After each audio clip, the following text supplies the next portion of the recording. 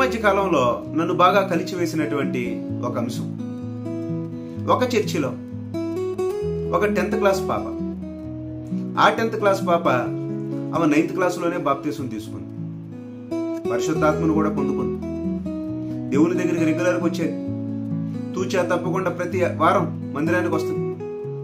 ఇలాంటి పాపకి దెయ్యం పట్టింది. దెయ్యం పట్టిన తర్వాత సంఘస్థులందరూ ప్రార్థన చేశారు, దెయ్యం పోయింది. మరలా 2 రోజుల తర్వాత మరలా దెయ్యం పట్టింది. ఈసారి సంఘస్థులతో పాటు వేరే పవర్స్ ఉన్నటువంటి దైవజనులను పిలిచారు. వాళ్ళు వచ్చారు, ప్రార్థన చేశారు, దెయ్యం వెళ్ళిపోయింది. మరలా 2 రోజుల తర్వాత మళ్ళీ దెయ్యం పట్టింది. ఈసారి ఇంకా పవర్ఫుల్ సేవకులు వచ్చారు, వాళ్ళు ప్రార్థన చేశారు, మళ్ళీ దెయ్యం వెళ్ళిపోయింది. మళ్ళీ 2 రోజుల తర్వాత మళ్ళీ దెయ్యం పట్టింది. ఈసారి ఇంకా పెద్ద పాస్టర్లు ఎవరు ఉండారని చెప్పి వెతికి మరి వాళ్ళ దగ్గరికి తీసుకెళ్తే మళ్ళీ ప్రార్థన చేశారు, మళ్ళీ దెయ్యం పోయింది. ఇలా 3 నెలల పాటు ఆ పాప దెయ్యంతో పీడింపబడింది.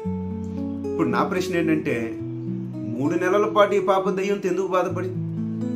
మొదటిసారి ప్రార్థన చేసినప్పుడు వెళ్ళిపోయింది కదా, వెళ్ళిపోయిన మరుసటి రోజే మళ్ళీ పట్టిందా? కానీ పాప ఏమన్నా చెడ్డ పిల్ల కాదే. ఈ పాప ఏమన్నా దేవుడి నుంచి దూరంగా బ్రతికే పాప కాదే. చిన్న వయసులోనే దేవుడిని నమ్ముకొని, చిన్న వయసులోనే దేవుడు కావాలని కోరుకొని, చిన్న వయసు నుంచే దేవునికి ఇష్టంగా బ్రతుకుతున్నటువంటి ఈ పాపలో ఈ దెయ్యం ఎందుకు పోలేదు? లేదనంటే ఈ దెయ్యాన్ని వాడు ఎందుకు పోగొట్టలేదు? ప్రార్థన చేసినప్పుడు దెయ్యం పోయిందని ఒక భ్రమలోకి వెళ్ళిపోయారా? లేదనంటే నిజంగానే దెయ్యం వస్తుంది వెళ్తుంది వస్తుంది వెళ్తుంది వస్తుంది వెళ్తుంది వస్తుంది వెళ్తుంది. కొన్నిసార్లు కుర్చీలాట ఆడుతూ ఉంటారు, అలాంటి కుర్చీలాట ఏమైనా ఆడిందా దెయ్యం? పాప చెడ్డదేం కాదు, మంచి పాప. 3 నెలల పాటు అల్లాడిపోయారు జనం. చూస్తే నాకే జాలేసి, ఏంటబ్బా మంచి పిల్ల, దేవుడే ప్రాణంగా బ్రతికి ఈ పాపకి ఏంటి దెయ్యం? అసలు ఏం జరుగుతుంది? అసలు ఎందుకు ఇలా జరుగుతుంది? ఇలాంటి ఆలోచనలో ప్రతి వాళ్ళు ఆలోచన చేయాలి. ఇప్పుడు నేను చెబుతాను వినండి. 3 నెలల తర్వాత నేను అదే సంఘంలో ప్రసంగిస్తున్నప్పుడు ఎదురుగా కూర్చుని పాప వింటా ఉంటే ఆ రోజు నా హృదయం నిజంగా చాలా సంతోషించింది. సంతోషంతో పాటు ఒక బాధ కూడా కలిగింది. 3 నెలలు ఏమైనా హింస పెట్టారా? 3 నెలలు ఏమైనా హింస పెట్టారా? అమాయకత్వంతో ఆ సంఘస్థులు ఆమెను హింస పెట్టారు. మళ్ళీ చెబుతున్నాను వినండి. అమాయకత్వంతో ఆ పాపను 3 నెలలు హింస పెట్టారు. 3 నెలలు హింస పెట్టారు. మరి నీ దగ్గర పవర్ ఉంటే నువ్వు ప్రార్థన చేస్తే వెళ్ళిపోతే మళ్ళీ ఎందుకు వస్తుంది? అంటే ఒక పూట ఆగి 2వ రోజుకే వస్తుందా? మళ్ళీ పెద్ద పాస్టర్ గారు ప్రార్థన చేయగానే మళ్ళీ వెళ్ళిపోయి మళ్ళీ 2వ రోజున వస్తుందా? సంఘం అంతా కలిసి ప్రార్థన చేసినా పోయేసి మళ్ళీ 2వ రోజునే వస్తుందా? ఏం జరుగుతుంది ఇక్కడ? ఏం జరుగుతుంది ఇక్కడ?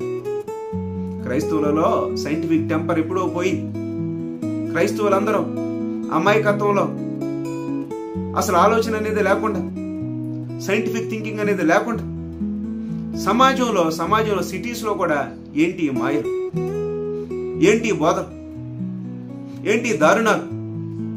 ఎవరు నేర్పించారు? ఎందుకు చేస్తున్నారు ఇలా? మళ్ళీ కొన్ని రోజుల తర్వాత ఏమంటున్నారంటే దెయ్యం పోయింది కానీ మానసిక రోగం అంట. అదేదో ముందే చెప్పొచ్చుగా, మానసిక రోగం అని చెప్పి ముందే చెప్పొచ్చుగా.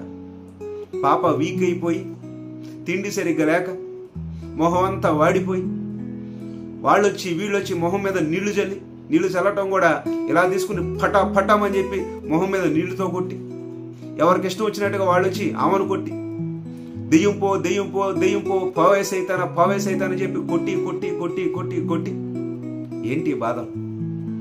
ఎవరు చెప్పారు? దెయ్యం ఎలా పోయిందని చెప్పి ఎవరు చెప్పారు? దెయ్యం పట్టిన వాళ్ళు ఎలాగే ఉంటారని చెప్పి నీకు ఎవరు చెప్పారు?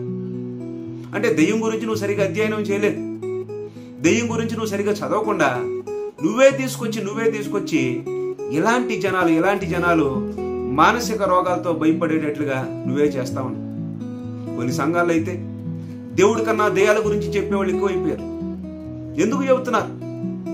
దేవుడి గురించి గొప్పగా చెప్పండి, దేవుడి గురించి గొప్పగా చెప్పండి.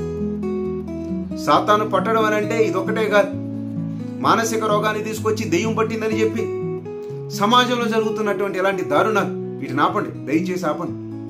ఈ మధ్యకాలంలో నన్ను బాగా కలిసివేసినటువంటి సందర్భం ఇదే. చాలా బాధపడ్డా. మంచి సంఘమే, మంచి సేవకులే.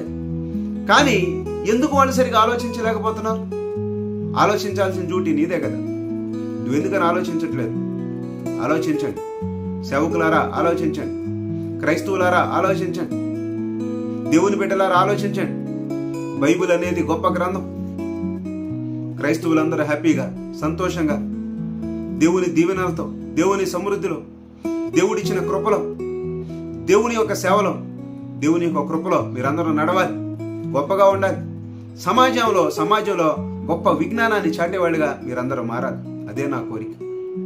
ఇలాంటి బాధ పెట్టే సంగతులు ఈ అమాయకపు ప్రపంచంలో అయితే జరుగుతున్నాయో వాళ్ళందరినీ విజ్ఞానవంతులుగా మార్చండి. ఎడ్యుటేట్, ఆర్గనైజ్.